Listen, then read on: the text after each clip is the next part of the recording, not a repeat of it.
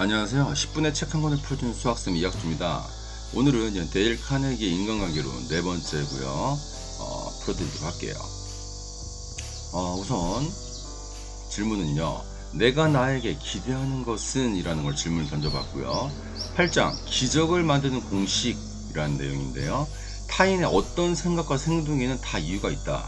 그 숨겨진 이유를 찾아내면 그의 행동이 이해될 것이다. 이것이 수준이다.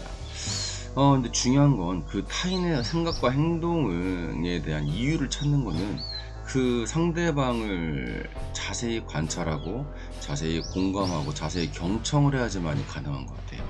그러니까 그 사람이 어떤 말하고 말과 행동을 자세히 봐야지만이 그 이유를 우리가 이해할 수 있다는 거. 진심으로 모든 행동을 하라 라는 부분 기억하시고요. 규칙 8번 진심으로 타인의 관점에서 사물을 보려 애써라 라는 부분 아주 중요한 내용 같습니다. 그 다음에 9장 모든 사람이 원하는 것인데요. 그렇게 생각하는 것이 당연합니다. 제가 당신이었다고 해도 틀림없이 당신처럼 생각했을 거예요. 인정이죠. 인정. 결국은 나는 누군가한테 인정받고 싶다라는 거는 사람들의 기본적인 아주 근본적인 욕구이기 때문에 이 부분을 인정을 해주면 저도 인정을 받을 수 있는 부분이 되는 거죠. 물론 못 받을 수도 있어요. 상대방에 따라서. 규칙 9번째 타인의 생각과 욕망에 공감하라. 10장 모든 사람들이 좋아하는 호소인데요. 그가 정직하고 올바르고 공정한 사람이라고 생각한다고 느끼게 만들어준다면 대부분 효과적으로 돌아선다. 그 사람이 어떤 행동을 했을 때 그 행동이 악의적이지 않고 그 사람은 정직하고 올바르고 공정한 마음에서 했다고 인정을 해주며 설령 그렇지 않더라도요. 그 사람은 그렇게 돌아온다는 거죠.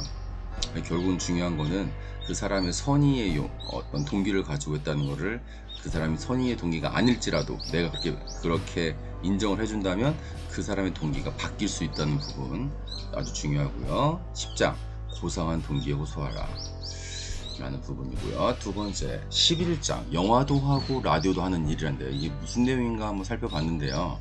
시각적인 쇼를 보여줘라 라는 부분인데 시각화하라. 저는 이 내용을 딱 보면서 떠오르는 게 우리가 어떤 물건을 팔 때도 보면 그 물건에 대해서 시연을 한다던가 아니면 직접 사용할 수 있는 기회를 준다던가 아니면 그 사용법 같은 거를 이제 시각적으로 보여주는데 이런 부분들이 굉장히 중요한 것 같아요. 규칙 11번째는 당신의 생각을 극화하라 라는 부분.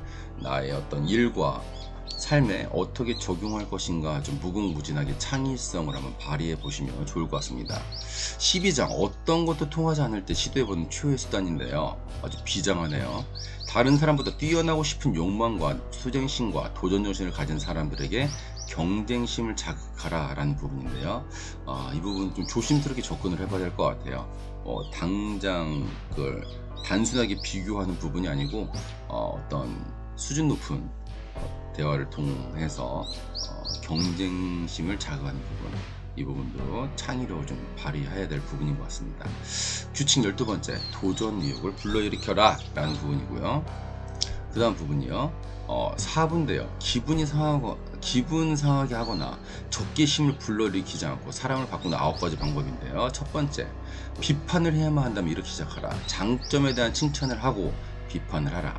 이발사도 칼을 대기 전에 먼저 거품을 바른다. 아주 적절한 비유인데요. 우리가 어떤 마음에 들지 않는 부분이 있다고 했을 때 상대방에 대해서 그 상대방의 잘하는 부분, 즉 칭찬할 수 있는 부분을 먼저 해주고 그 후에 비판, 이 부분은 이렇게 했으면 좋겠어 라는 부분으로 대화가 이 순서가 이렇게 돼야지만이 상대방이 좋은 마음에서 받아들일 준비를 하고 내가 고쳐야 될 점을 인정을 하게 할 수 있는 확률이 높아진다는 거죠. 그 다음에 규칙 첫 번째죠. 칭찬과 진심에서 우러나온 감사로 대화를 시작하라 라는 부분이고요. 2장 비판을 하면서도 미움받지 않는 법인데요. 규칙 두 번째 사람들의 잘못을 간접적으로 지적하라 라는 부분이죠. 내내 연결되는 부분인데요. 직접적인 대화법이 아니라 간접적으로 이렇게 하는 것이 좋지 않을까요? 이렇게 하는 게 더 낫지 않을까요? 이런 어떤 대화법이 궁극적인 목적은 내가 그 사람의 어떤 행동이 잘못됐음을 인정하게 만드는 건데, 굳이 직접적으로 얘기해서 방어 태세를 만들어서 오히려 그런 내가 의도하는 거에 대해서 반대로 갈 수밖에 없게 만들지 말고, 간접적으로 지적함으로써 내가 원하는 부분으로, 내가 원하는 방향으로 이끌어 가자라는 부분이죠. 3장, 자신의 잘못에 대해 먼저 이야기하라. 이 부분이 굉장히 중요한데요. 나의 결점을 솔직히 인정하면 상대방도 비판하지 않는다. 우리 앞에서도 했던 틀렸다면 분명히 인정하라 라는 부분과 연결되는 부분이죠. 규칙 세 번째, 다른 사람을 비판하기 전에 자기의 실수부터 이야기하라. 내내 같은 내용이죠. 4장, 명령을 좋아하는 사람은 없다. 명령이 아닌 제안을 하라. 말투가 중요한 것 같아요. 제가 항상 일상생활에서 제일 중요하게 생각하는 게 미소와 친절한 말투인데요.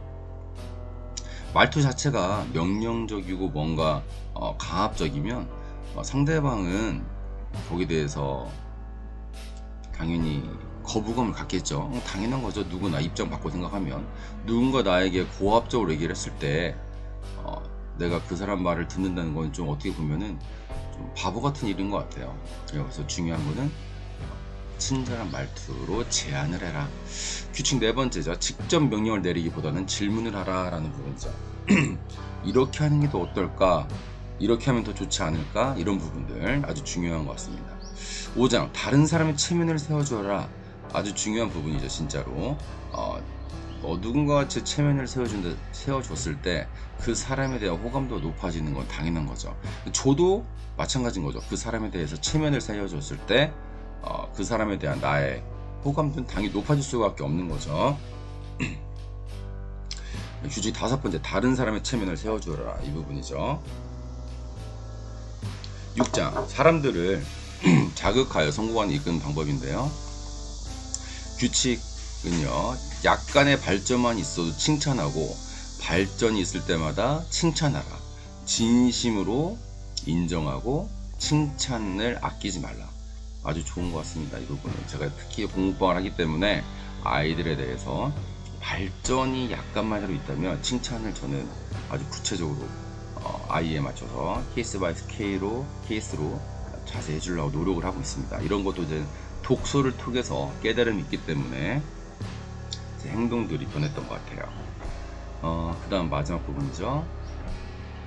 규칙 일곱 번째죠. 기꺼이 부응할 만한 평판을 부여하라 라는 부분이죠. 이 부분은 이제 그 사람이 나는 솔직하고 진실된 사람이야 라는 어떤 평판을 부여했을 때 자리가 사람을 만든다는 것처럼 그렇게 되어 간다는 거죠. 한 번에 바뀌진 않겠지만요. 규칙 여덟 번째, 격려하고 고쳐주고 싶은 잘못은 고치기 쉬운 잘못처럼 보이게 하라. 다른 사람이 해줬으면 하는 일은 쉬운 일처럼 보이게 만들어라. 이거 톰 소유의 모험에서 톰이 이제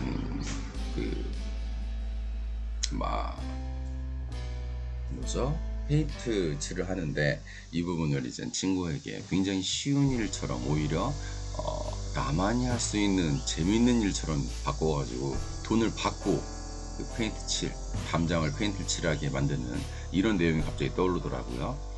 그런 내용인 것 같아요.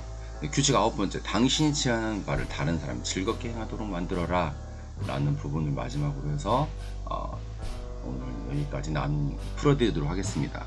오늘도 함께 해주셔서 감사드리고요. 오늘도 행복한 하루 되세요. 감사합니다.